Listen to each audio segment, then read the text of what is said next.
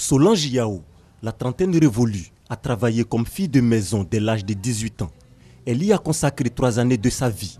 Aujourd'hui, la jeune dame parle de son vécu. On se réveillait très tôt et puis on supportait les humeurs de nos patrons.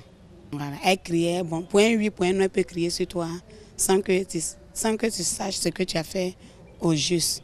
Ce n'est pas un métier de l'avenir parce que tu n'es pas déclaré à CNPS, tu n'es pas, en cas d'un accident, on te fait retourner chez tes parents.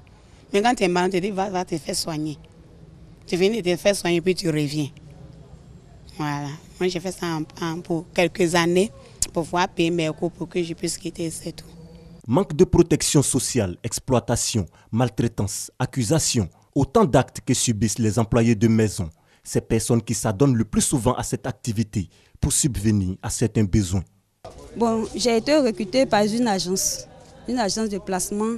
Et la dame est venue, elle a dit, bon, je cherche une fille pour aller travailler chez moi. Elle a dit, juste, toi, il y a déjà quelqu'un pour surveiller les enfants, mais vous allez faire la cuisine.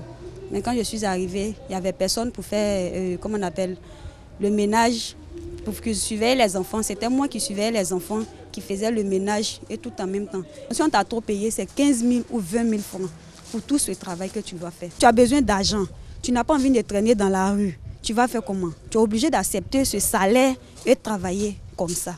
Elles sont mal payées, elles n'ont pas de repos, pour dire même un congé annuel. Et elles travaillent excessivement, elles sont exploitées. Elles peuvent être debout depuis 5 h du matin et être couchées à 3 h du matin. Avec le patronat, les employeurs, nous avons signé pour les gens de maison, barème 60 000. Peut-être qu'il y a d'autres qui l'appliquent, je ne sais pas.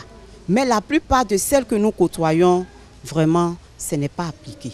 Les travailleuses et travailleurs domestiques aspirent à un meilleur traitement. Mieux, la reconnaissance de leur métier comme un travail décent, selon la convention numéro 189 de l'OIT, l'Organisation internationale du travail. La Côte d'Ivoire peut ratifier la convention 189 de l'OIT, qui contient un certain nombre de provisions, de valeurs, qui permettent l'exercice du travail domestique dans des conditions décentes.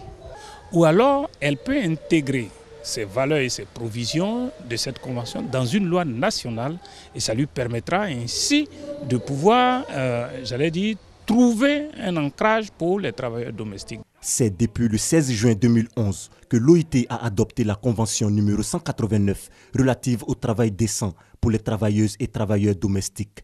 Une date commémorée en Côte d'Ivoire à l'initiative du RIDEF, le réseau ivoirien pour la défense des droits de l'enfant et de la femme.